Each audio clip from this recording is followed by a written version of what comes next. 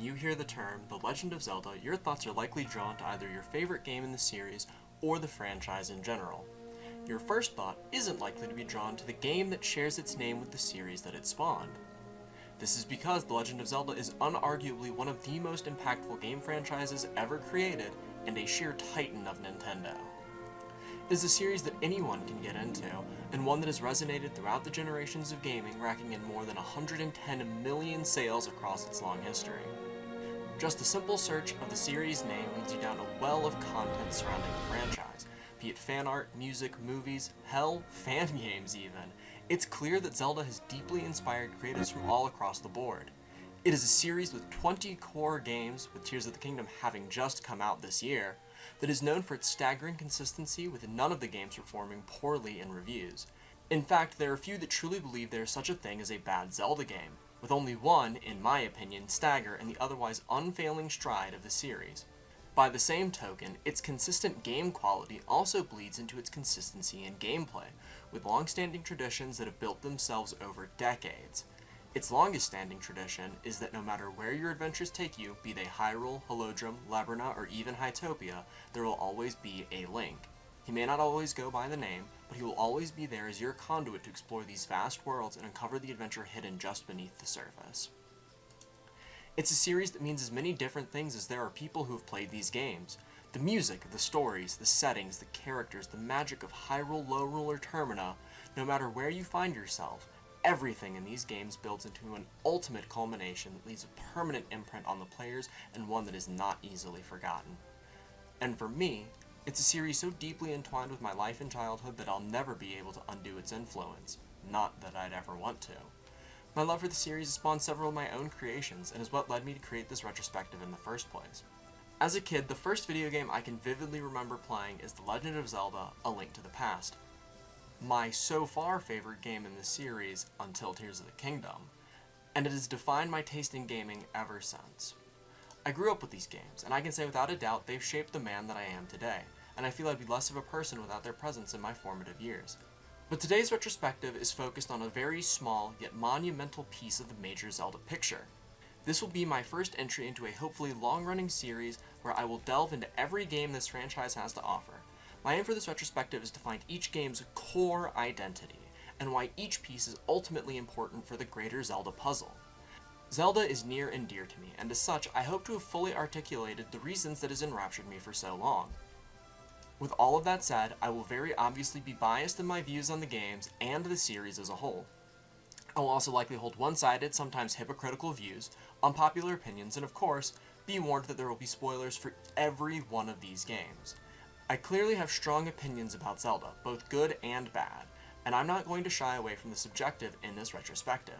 Even if I could make this a purely objective venture, I often find essays like this have much more heart if personal preferences and emotions are discussed in tandem with the core elements of the series. I have also already prefaced that there is a game I openly despise within the lot that I will be discussing, but that does not mean I will reserve all of the negative views for it alone, and I won't purely bash that game either.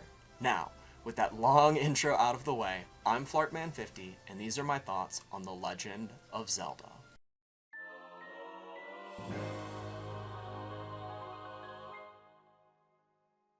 To start, we're going to have to go back to February 21st, 1986, or 1987 if you lived outside of Japan, and I'm going to ask you to forget everything you know about Zelda for now. See, to understand why Zelda 1 was as impactful as it was, we need to look at the video game landscape it was born into.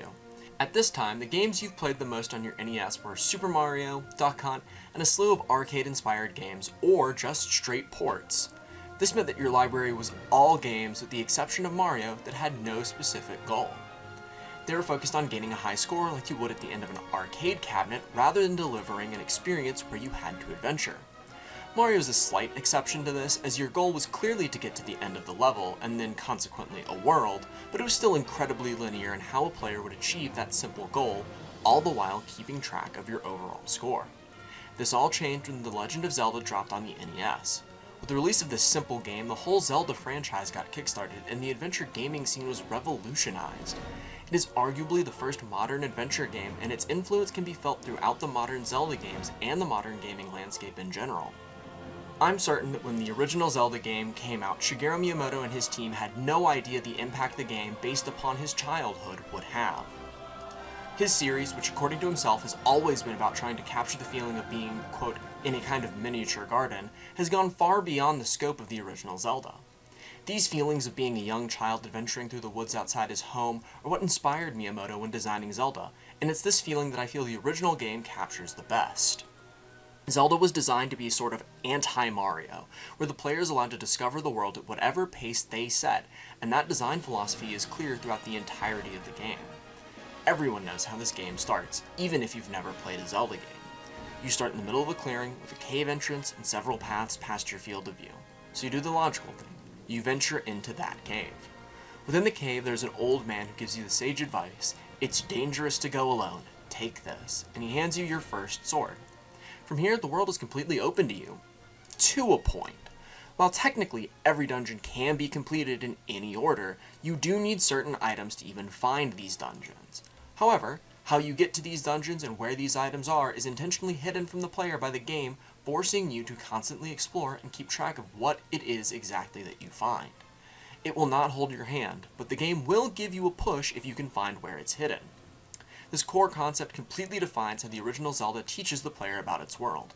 While later games in the series would introduce some invisible tutorials and some very visible ones, Zelda 1 doesn't really do either. Instead, it is entirely up to the player to decide how they will proceed with no guidance. After leaving the cave, you have no clear direction of what your next goal is or even should be. You can choose to stick to the lush green forests near the starting cave with weaker enemies, or head off into the mountains or thicker forests where moblins roam around. This design choice breaks players into different groups from the word go. Players that are adept at Zelda 1's combat are more likely to keep pressing on through the more difficult moblin-filled areas, while people who have never played or didn't master the combat will choose the path with Octoroks and levers. Along your path, you may come across shops or caves with hermits that give you cryptic hints to help guide you. These are Zelda 1's only attempts to guide the player, but this also comes with a major drawback. Some of the hints divulged by the hermits are almost necessary for a player to complete this game without a guide or by receiving the help of a veteran player. By now, it is no secret that bombs can be used to blow open holes in the landscape to reveal secrets, or that bushes can be burned for the same thing. However, without the manual, the game does a very poor job of explaining this to the player. Sure, the path into Dungeon 8 has a bush in a very odd location that draws the player to interact with it, and they may choose to use their candle to do so. However, the starting candle can only be used once per screen, and if a player misses the bush but believes they've hit it, they may spend hours wondering how they're supposed to progress. Bombable walls are no better. None of them are obvious to the player with the exception of Death Mountain, yet they are necessary to find to complete the game. Some of the hermits are hiding behind these secrets, and so are shops that sell strong items for far cheaper. But without prior knowledge of their locations, this can leave many new players scratching their heads as they wander around the land of Hyrule. Of course, I know that this game was designed to be a social experience, where you shared the secrets you found with others, but that just begs the question of how the first person discovered those things. And again, this wouldn't be such a problem if things like heart containers weren't hidden in these incredibly obtuse ways. Now, you may argue that all of the upgrades you can find behind these walls or bushes aren't actually needed to beat Zelda 1, and to that, I ask, have you played this game? It's hard as fuck.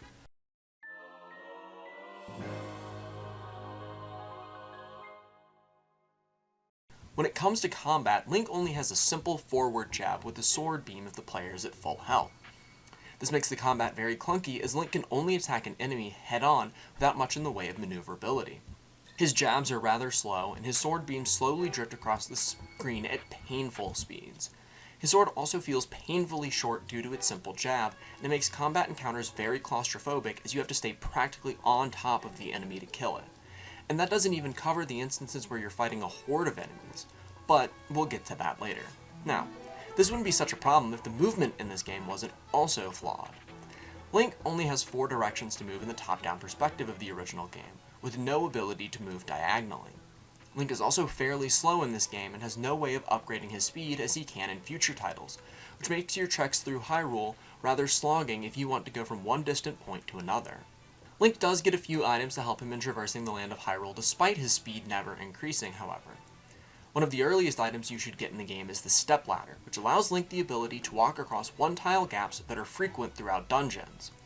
Another is the raft that allows Link to set sail from designated areas and is integral to finding everything this game has to offer. The final item is the flute that allows Link to teleport to any completed dungeon in the game, greatly reducing how far you have to walk every time you clear one of them from the monsters inside. However, you aren't just limited to sword attacks, as you have access to a decently sized arsenal of items to use at your disposal that can help Link in combat. However, all of these are different ranged options that slowly make the previous ones obsolete, excluding the boomerang, which is always useful since it's Link's only way of attacking diagonally. The boomerang can be thrown in all 8 directions, but to compensate for this, it only stuns enemies for a short time, allowing you the time to rush up and theoretically kill a creature before it gets to you. Another option the player has, though one that is very limited, is bombs. At the start of the game, the player can hold 8 and then ultimately 16 bombs, but they are constantly needed to progress in both the overworld and dungeons, meaning using your bombs, despite how powerful they are, is always a gamble in case you run out of bombs and have to go grinding to collect more to progress. Link doesn't have solely offensive capabilities though, as his shield can deflect enemy projectiles if you face them without swinging. This leaves combat in a very weird place in the world of the original Zelda, as Link doesn't have a wide variety of options when attacking despite the number of items at your disposal. I often found most of my combat encounters involved me spamming my boomerang to get in a few hits while an enemy was stunned, or praying that the bomb I placed would actually damage them before they ran away. Now, with the game being 35 years old, it would be amazing for it to not be clunky or bloated, but despite the very limited movement options and slow attacking speed of Link in this game, it can still be enjoyable. As I've alluded to, this game is incredibly difficult. Many enemies can and will kill you very quickly throughout the game, some being one-shots at the start, but I find that enjoyable. I know it won't be everyone's cup of tea, and can even be a straight turn-off for others, but I enjoy the games I play to provide a solid challenge. Now, I can't discuss combat without bringing up the enemy design in Zelda 1. I think the original Zelda did a decent job with the enemies in the game, but some sorely missed the mark. Most of them have relatively simple AI that directs them toward the player to either stab you or to shoot at you with their projectiles. However, there is a variety within these enemies that can help stave off some of the monotony. While Moblins and Octoroks essentially function in the same capacity, both of them firing projectiles at Link that he can block with the basic shield gifted to you at the beginning of the game, having a different sprite inhabit the world honestly does wonders in showing a Hyrule fallen to ruin. Also, presenting the player with differing tiers of monsters does a lot in showing the different threats at a glance. You were started by killing red enemies, all of which go down in a single hit, and then slowly get introduced to their tougher blue variants as you continue to explore from the starting area. However, I will admit that some enemies did not live up to their fullest potential in this game, with many enemies like the bubbles or Wizzrobes that simply don't work in this game. They simply lacked the tight patterns that are needed to execute them, as we'll see in later Zeldas. This leads to a very similar combat loop, with the exception of the Darknuts and Lynels, both of whom change how you fight. Darknuts cannot be damaged in the front. This means you have to loop around them in order to defeat them, or use your precious bombs. However, due to bombs being a very limited resource, you are often required to utilize fine control over Link's low maneuverability, and with many often in a single screen, creates a very challenging combat loop. Lynels also change how you fight just from the sheer terror they project. These guys are basically a mini-boss that you can find in the overworld, as they do an obscene amount of damage and have a lot of health. They also throw projectiles at Link while progressively closing the distance between themselves and the player so they can just shank you to death. I'd just run if I saw them at the beginning of the game because I knew that they'd wreck my shit in a heartbeat unless I was playing perfectly. Regardless, while exploring through Hyrule, which is supposed to have fallen into ruin, you can run into monsters designed to be fought at the end of the game and they will kill you. But if you're careful and play very safely, you can kill these monsters and continue your adventure unabated.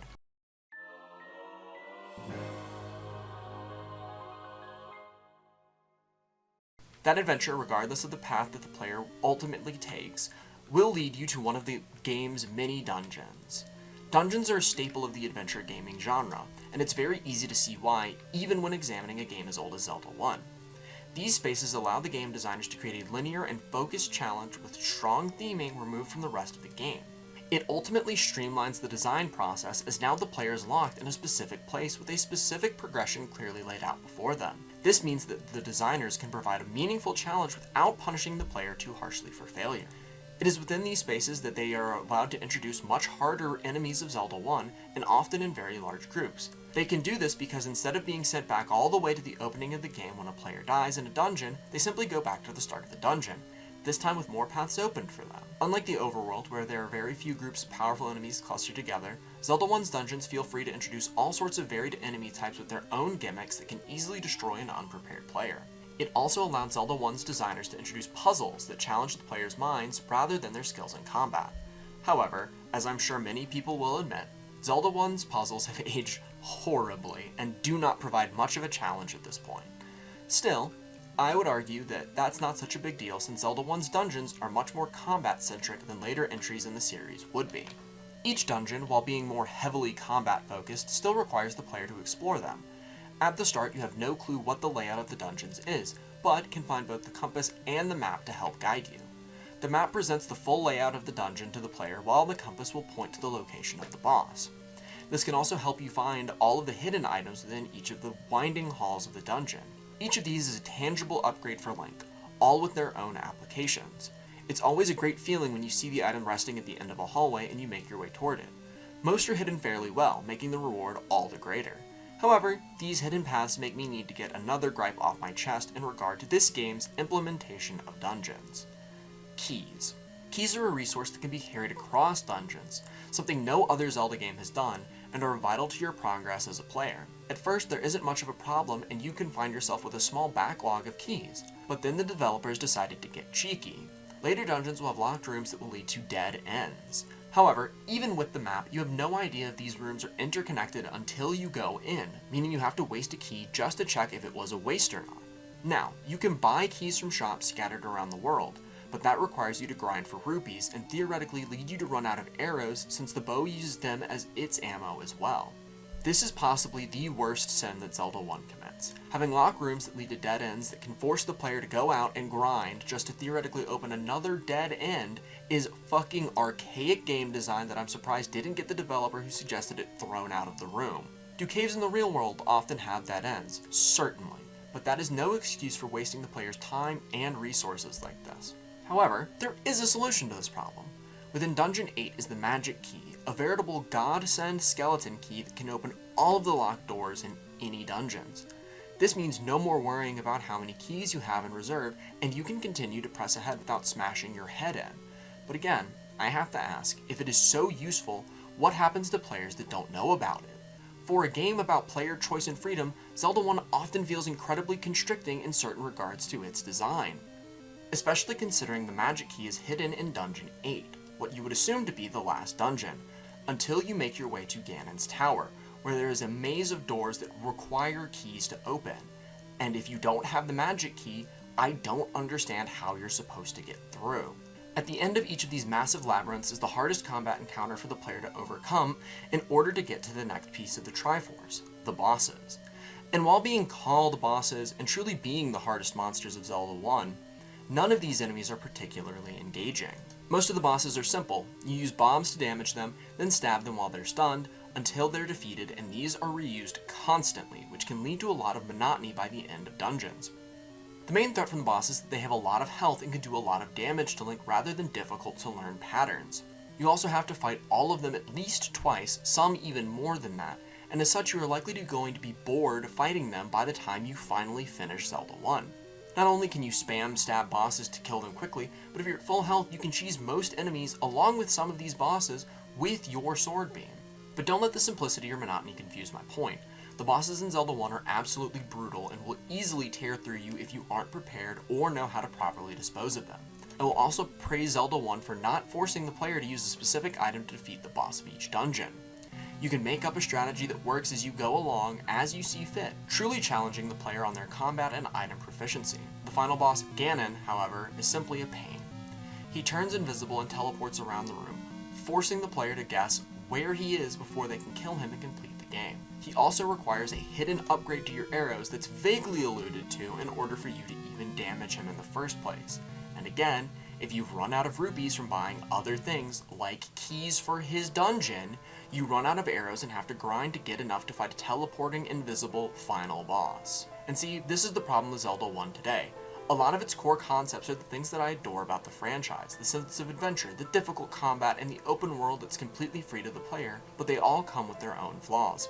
Zelda 1 encourages exploration by requiring it without ever hinting as to where these items are. Without the upgrades to your sword, armor, and bow, it is functionally impossible to beat Zelda 1. The difficult combat is created by its limitations rather than its depth. That sense of adventure has no drive and can lead players to wander aimlessly. I love finding dungeons hidden within the nooks and crannies of this version of Hyrule, but without my extensive game knowledge, I'd probably find it incredibly annoying to discover them. Zelda 1 is a deeply conflicted game, but one that is monumentally important to modern gaming. Zelda 1 is a game with a grand legacy stemming from it. It was the first of its kind and helped Nintendo propel itself to the absolute dominating force of gaming in the 80s and 90s. It reinvigorated the adventure genre by innovating and iterating on other adventure games from years gone by. It also introduced the idea of building an arsenal of usable items to collect and progress with, even if some were less than perfect. Zelda 1 promoted adventuring on your own terms using the simple mechanics presented to you, but in all honesty, this is one of my least favorite games in the series. It's 2023, and Nintendo has clearly demonstrated that they know how to develop this type of game far better with Breath of the Wild and Tears of the Kingdom. The game design in its entirety is clunky, the story is bare bones at best compared to the rest of the games, and the dungeon's puzzles will mostly come down to blowing up every wall and pushing blocks left in an attempt to progress. However, I still commend the original Zelda for its desire to create an open-world adventure game that allows you to do whatever, whenever, and how it provided a solid base for all the other games, especially its musical identity. While not having that many tracks, those that are in Zelda 1 have definitely proven to be some of the most long-lasting pieces of music ever created for a game series.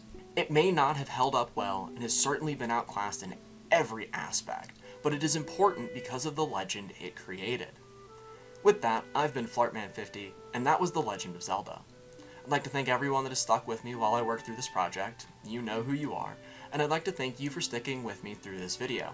If you enjoyed, drop me a like, and if you want to see more like this in the future, consider subscribing. With that, let me know your opinions on Zelda 1 in the comments. I'm honestly super interested in seeing your own interpretation of this game.